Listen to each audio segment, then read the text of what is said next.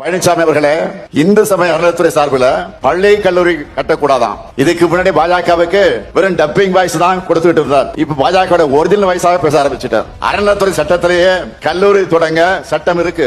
இது கூட தெரியாம நீங்க எப்படித்தான் முதலமைச்சராக இருந்தீர்களோ எனக்கு புரியல. மறைந்த பெரிய பக்தவச்சலம் காலம் தொடங்கி ஏன் மக்கள் தலைவர் எம்ஜிஆர் அவர்களே முதலமைச்சராக இருந்த போது பழனி ஆண்டவர் தொழில்நுட்ப கல்லூரியை திறந்திருக்கிறார். அந்த கல்லூரிக்கு கூடுதல் கட்டடத்தை போன முறை நீங்கள் திறந்து வச்சீங்க. அப்ப ஏதாவது மயக்கத்துல போய் திறந்து வச்சுட்டு வந்தீங்களா? இப்ப நாங்க கல்லூரி தொடங்க தப்பா?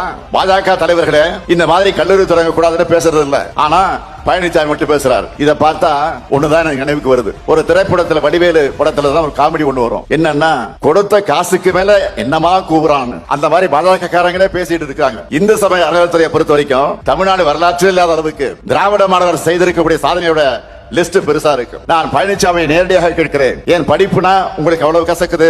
கல்விக்காக உண்மையிலே குரல் எழுப்புகிற மாதிரி இருந்தா கும்பகோணத்துல நம்முடைய முத்தமிழக தலைவர் கலைஞருடைய பெயரான பல்கலைக்கழகம் அமைக்க போறோம்னு சட்டமன்றத்திலே சட்டம் ஏற்றி அனுப்பி வச்சோம். 2 மாசம் ஆயிருக்கு. அதுக்கு ஆளுநர் இதுவரையில் அனுமதி தராம இருக்கிறார். நான் கேட்டேன், இதை விட ஆளுநருக்கு என்ன வேலை? இதுக்காக குரல் எழுப்ப எதிர்க்கட்சி தலைவருக்கு நெஞ்சுரம் இருக்கா?